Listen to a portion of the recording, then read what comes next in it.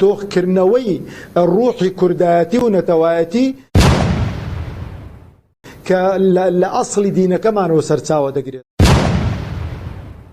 یعنی کەسێک کە بێتن کۆمەڵی دادگەری بەراورد کا بەو دوو حیزبە زوڵم و ستەمێکی زۆری کردو بەڕاستی.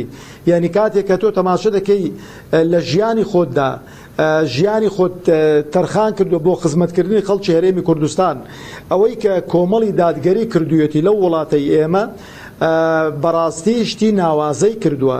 لەسەر دوو تەوەر ئیشی کردووە کاک داناژیان، لەسەر ڕووی زەقکردنەوەی دینداری و موسڵمانیەتی ئەو خەڵکەی کە خۆی بە موسڵمان دەزانێتن و احتیفاظکردن بە بەها و ئەخلاق و ڕەوشتە جوانەکانی باو باپیرانمان و تۆخکردنەوەی ڕوحی کوردایەتی و نەتەوایەتی کە لە ئەسڵی دینەکەمانەوە سەرچاوە دەگرێتن.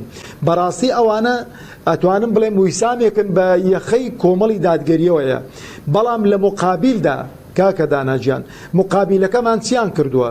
مقابلەکەمان یعنی وەرە هەرچی کە زوڵم و ستەمە لەو میلەتە کراوە، یعنی تەماشای دینداری و موسڵمانێتەکەی کە زۆریان نەک کاڵیان کردوتەوە نەیان هێشتووە و لە ڕووی بەهای ئەخلاقی بەهای ئەخلاقیان نێشتووە لە ناو کۆمەلگە و مجتەمەعدا، لە ڕووی چەوسانەوەی خەڵک و جەماوەر خەڵک و جەماوەریان چەوساندۆتەوە، لە ڕووی فەقیرکردن و نهێشتنی فرسەتی کار و کەسابەتی لە ناو هەرێمی کوردستان مۆڵەت و ئەتوانم بڵێم فرسەتی ئیشیان بۆ هیچ کەسێک نهێشتوتەوە.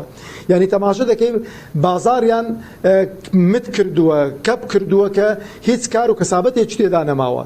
ئەو جا لە ڕووی سیاسیشەوە ڕاستیان بە خەڵکەکەی نەگوتوە کاک داناژیان، لەبەرەوە بەڕاستی نەکوەکو یەکنین ئاسمان و ڕێسمان فەرقە. خوای پەروەردگاریش تەبارەک و تەعالە حتا لەناو ئەهلی کتابیش دەفەرمێ لەیسو سەوا وەکو یەکنین. یعنی بەڕاستی ئەوەی کە بێتن بڵێ هەموو لایەنە سیاسیەکان وەکو یەکن زوڵمێکی گەورەی کردووە.